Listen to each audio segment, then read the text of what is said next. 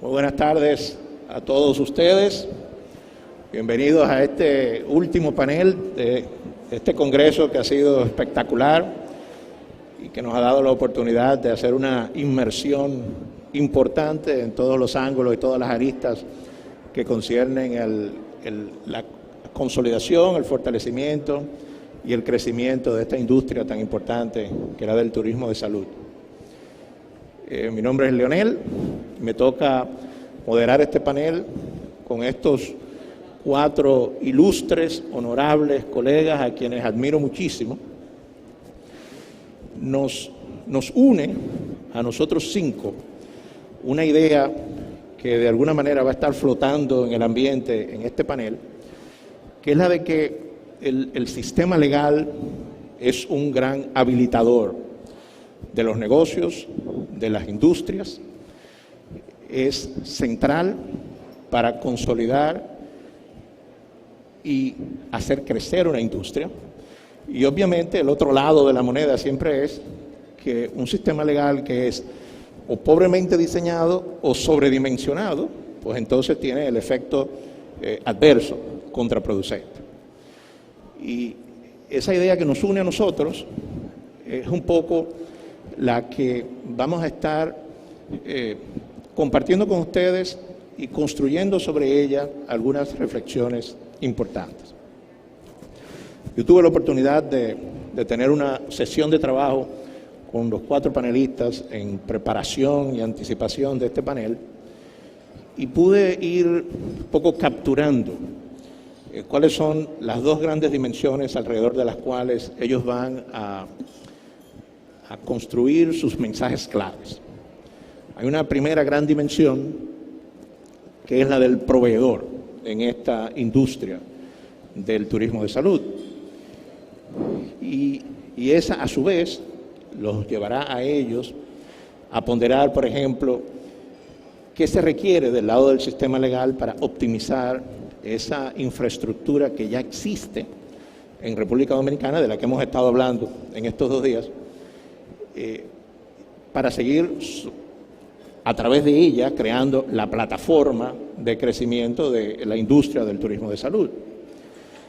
¿Cuáles son las condiciones que deben estar reunidas en el sistema legal para atraer inversiones adicionales, para hacer crecer esa infraestructura que ya hoy es relevante, de manera que llegue a los niveles de escala, de tamaño, de economías de escala que son suficientes para buscar ese ranking mucho más elevado de atracción? Un país que ya está posicionado en tantas otras cosas y que tiene los elementos de conectividad y de apertura del sistema y de atracción de inversión relevantes, y que ha logrado con ello entonces ir desarrollando esta industria del turismo de salud.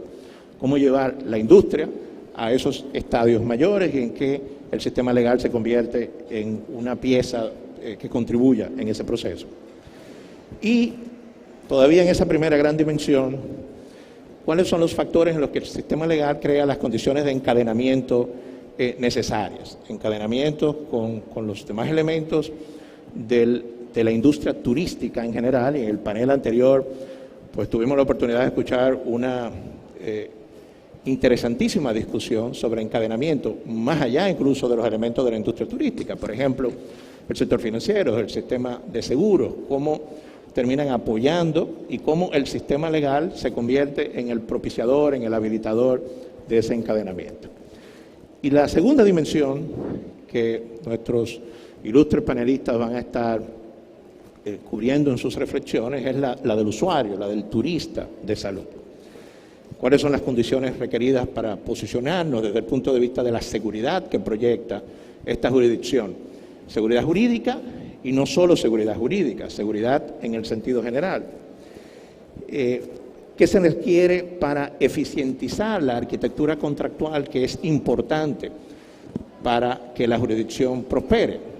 Hacerla expedita, hacerla simple, llevarla a estándares internacionales, aprovecharnos de esa riqueza de nuestro sistema legal y de nuestra libertad contractual para eficientizar toda la arquitectura contractual. ¿Y qué se requiere del sistema para crear los productos necesarios que permitan dar ese último eslabón en la cadena para propiciar la industria.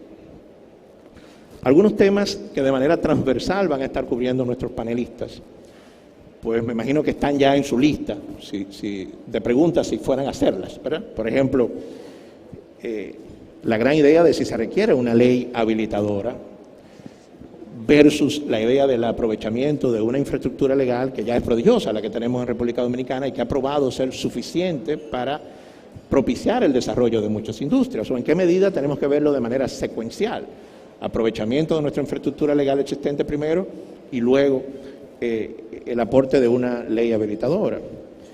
La idea, por ejemplo, del consentimiento informado. ¿Qué tan importante es consentimiento informado para terminar de redondear los aspectos legales que son importantes para el desarrollo de la industria? Y ahora les dejo a ellos, entonces, primero, exponernos sus reflexiones alrededor de estas ideas. De nuevo, estas no son más que las ideas que ellos mismos me han transmitido y yo he tratado aquí de sintetizarlas en nuestra reunión de trabajo previo, pero ahora les dejo a ellos entonces exponerlas. Yo tengo algunas preguntas que quiero hacerlas, creo que todos nosotros queremos hacernos preguntas entre nosotros y vamos a tratar de aprovechar el espacio de tiempo que tenemos para una discusión bien rica acerca de estos temas. Y le quiero dar entonces primero la palabra a Patricia. Adelante. Hola, buenas tardes. Gracias por la invitación en nombre de TMK. Un honor compartir con todos ustedes en el día de hoy. Bueno, destacar lo bien que va el sector del turismo de salud. Quiero hacer una reflexión de lo que ha dicho el índice de turismo médico del 2020. Ocupamos el primer lugar en el Caribe como destino de turismo de salud, segundo lugar en Latinoamérica y el lugar número 19 a nivel mundial, lo que significa que estamos haciendo un buen trabajo en este sentido. En lo que respecta al marco regulatorio, que es el tema del panel, pues hacer una breve reflexión sobre la ley de incentivo al fomento turístico, aunque Brenda va a hablar pues con mayor detalle al respecto, pero nuestra reflexión respecto de ese tema, de la ley de fomento, como sabemos, contamos con una ley que es la 158-01, establece incentivos para el desarrollo del turismo e incluye lo que es el turismo de salud. Esta ley establece incentivos como lo son los impuestos, exención del impuesto de importación, exención al impuesto sobre la renta, exención al impuesto a la transferencia inmobiliaria, entre otros, durante un periodo de 15 años. Vemos cómo esta ley evidentemente ha ayudado al desarrollo de lo que es el turismo de salud. Está complementada por una resolución que emite Confotur para ampliar los requisitos que establece el reglamento para hacer más específico pues esos requerimientos que se van a necesitar para este promotor que va a solicitar una clasificación en Confotur. Yo quiero aprovechar este momento porque probablemente todos sabemos de la existencia de esta ley, pero me tomé la labor de hacer un estudio comparativo de lo que es el contenido de este régimen que tenemos de incentivos versus el régimen de incentivos de Panamá. Como sabemos, Panamá es un país con el cual competimos en materia de turismo de salud, por lo cual es importante ver qué están haciendo nuestros competidores en materia de incentivos para atraer inversión para lo que es la construcción de facilidades hospitalarias, centros médicos en sus países. Me sorprendió que Panamá recientemente se aprobó hace 6 meses la normativa que aprueba los incentivos para este país. Fue en diciembre del 2020 y fue de hecho promovida por el tema de la pandemia. El Estado estaba buscando mecanismos para impulsar lo que es la inversión en materia de turismo de salud en el país en un periodo post-COVID. Entonces, pues promulgó el decreto 319 del 2020 que establece incentivos para ese subsector que es el turismo de salud. Me sorprendió aún más que afortunadamente el régimen de incentivos de mi país es mucho más amplio, contiene mucho más incentivos. O sea, en el caso de Panamá, digamos que se limita a lo que es impuestos sobre la renta, también por 15 años, igual que en RD, impuestos a la importación e exención al impuesto por la importación y exención a lo que serían los impuestos sobre los activos. En nuestro marco regulatorio y de manera específica lo que es el régimen de incentivos, el abanico que establece de incentivos, nuestra ley 158-01, es mucho más amplia. En adición a esto, pues el proceso, o al menos lo que yo interpreté del decreto en cuanto al procedimiento para optar o calificar por los incentivos fiscales, es mucho más expedito en nuestro país. Y sumar a esto que recientemente el Ministerio de Turismo lanzó una plataforma para la solicitud de las clasificaciones provisionales definitivas y todo lo que tiene que ver con la permisología, y eso es excelente, eso hace que el proceso sea mucho más expedito, mucho más fácil. Esos son los beneficios de la pandemia, que nos hemos digitalizado. Entonces, eso es excelente porque ahora el proceso y el trámite es mucho más ágil, más expedito, y pues el promotor no tiene que acercarse al ministerio para hacer su trámite de solicitud de clasificación provisional y definitiva en el Consejo de Fomento Turístico, específicamente la Dirección Técnica. Lo que significa que tenemos dos ventajas en ese sentido. Primero, que tenemos incentivos fiscales en materia de turismo y específicamente para turismo de salud desde hace más de 2 décadas. La ley es del 2001 y antes de ella había otra que también establecía incentivos, lo cual, bueno, tenemos una excelente ventaja competitiva en ese sentido porque tenemos experiencia y tenemos pues 20 años ya beneficiando a inversionistas y promotores que han decidido acercarse a República Dominicana para desarrollar sus inversiones, sus proyectos en materia de turismo de salud. Y lo segundo de ello, pues, es el trámite, que es, como dije, mucho más expedito, mucho más fácil. También en cuanto a lo que es el marco regulatorio, para no extenderme, el marco regulatorio, pues, como se ha dicho muchísimas veces, resulta fundamental, crucial, la modificación de nuestra Ley Orgánica de Turismo. Es una ley que es del 69, evidentemente se hace necesario que se revise, que se modifique. Estas normativas sectoriales tienen que irse ajustando y adecuando a las condiciones económicas y sociales de los países, si no resultan ineficientes, inaplicables. Y podríamos decir que este es el escenario de nuestra Ley Orgánica de Turismo, que necesita ser revisada de manera urgente. Se ha solicitado que se incluyan estos subsectores en esta ley cuando se modifique lo que sería el caso del turismo de salud, establecer las normas claras para lo que sería los agentes que intervienen en este sector, todo lo relacionado a las certificaciones, calificaciones, fiscalización de parte del Estado, porque no podemos obviar que el turismo de salud, bueno, el servicio de salud el turismo de salud se asocia con un servicio básico, es un servicio fundamental, básico, y evidentemente tiene que estar regulado y permanentemente fiscalizado.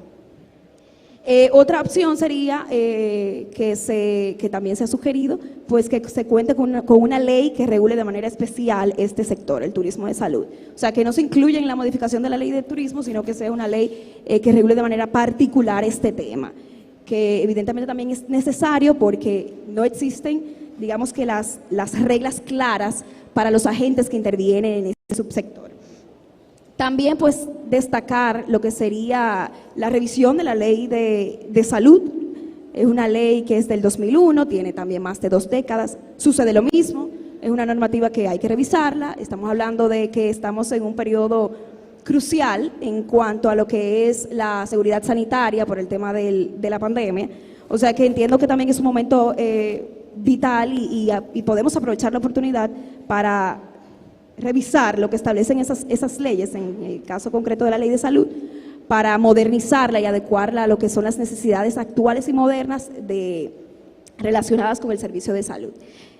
También en línea al panel anterior, que estaba relacionado con las alianzas público-privadas y alineándolo con este que es sobre el marco regulatorio, pues contamos afortunadamente desde hace unos meses, es reciente, con una ley de alianzas público-privadas, es la 47-20, afortunadamente ya la tenemos, es una pieza fundamental. Y en este caso, pues, en el caso del turismo de salud, pues vital, en el sentido de lo que comentaba hace unos segundos, de que este es un servicio, el servicio de salud es un servicio fundamental, básico, y que tiene que evidentemente haber una sinergia entre lo que es el sector público y el sector privado. El sector público, digamos que no lo puede hacer solo porque necesita del input, del know-how, de todo lo que tiene que ver de lo que puede aportar el sector privado en este caso. Y el sector privado no lo puede hacer solo porque necesita de la figura del Estado por ser un servicio básico. Entiendo que el Estado ha entendido valga la redundancia, la importancia de lo que es esta sinergia para el turismo de salud. Vi en la prensa recientemente que la Dirección de Alianzas Público-Privadas pues ha dicho que se intenta impulsar a Pedernales mediante un fideicomiso, y esto es basados o fundamentados en esta nueva pieza que tenemos, que es la Ley de Alianzas Público-Privadas, que entiendo es cardinal para lo que es la potencialización y el desarrollo de lo que es el subsector turismo de salud.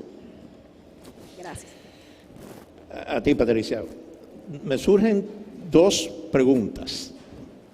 Una de ellas la voy a lanzar, pero quiero que la dejemos parqueada porque voy probablemente también a querer escuchar del resto de los panelistas su opinión. Pero escuchándote, me parece que de una de las grandes reflexiones que yo mencionaba al inicio, que iban a estar de alguna manera flotando en este panel, la de si se requieren leyes habilitadoras versus un aprovechamiento óptimo de una infraestructura legal existente o algún tipo de secuencia en ello, me parecería que en tu intervención estás tomando posición con una de esas dos posiciones. Parecerías creer en la necesidad de leyes habilitadoras. Has traído el ejemplo de la ley panameña como un referente, que me pareció muy interesante, y has expresado lo que entiendes es la necesidad de actualizar tanto la ley de turismo como la ley de salud, y un poco también has dejado en el aire la posibilidad de si debería haber una ley especial para regular el turismo de salud. Esa es la que quiero dejar parqueada. Me parece que has tomado posición al respecto, pero quiero ir desde ahora invitando a los demás panelistas a que tomen posición respecto de eso. Ahora, la otra pregunta, y esta sí no la quiero dejar parqueada porque me parece además que es una buena forma de ir provocando a Brenda en su próxima intervención, es la de los incentivos. Si bien te referiste a la ley de Panamá, no solo respecto de los incentivos, porque también hablaste, por ejemplo, de optimización de procesos y permisología, usaste la palabra incentivo probablemente 25, dejé de contar cuando lo habías dicho por 25ª vez. Entonces, parecería que existe esa percepción de que los incentivos fiscales son fundamentales para el desarrollo de la industria. Y entonces viene la pregunta. En un ambiente donde el incentivo fiscal empieza a ser menos simpático por razones macroeconómicas, no solo locales, sino globales, ¿cómo vemos entonces un marco regulatorio sin incentivos en lo que concierne al desarrollo de la industria? Básicamente, obviando el tema de los incentivos, que es la principal atracción para un inversionista cuando se desea sumergir en un destino, o una de las principales, pues yo entendería que facilidades administrativas, todo lo que tiene que ver con regulación, permisología, o sea, todo lo que tiene que ver con las facilidades indirectas relacionadas con esa actividad. Sí, no voy a mencionar incentivos, porque como ya lo mencioné varias veces. Obviando el tema de los incentivos, yo entendería que esas pautas serían relacionadas a facilidades para certificación, para calificaciones, para básicamente crear el ambiente idóneo para que ese inversionista pues pueda sentirse atraído por ese destino al momento de elegirlo y ahí desarrollar su actividad.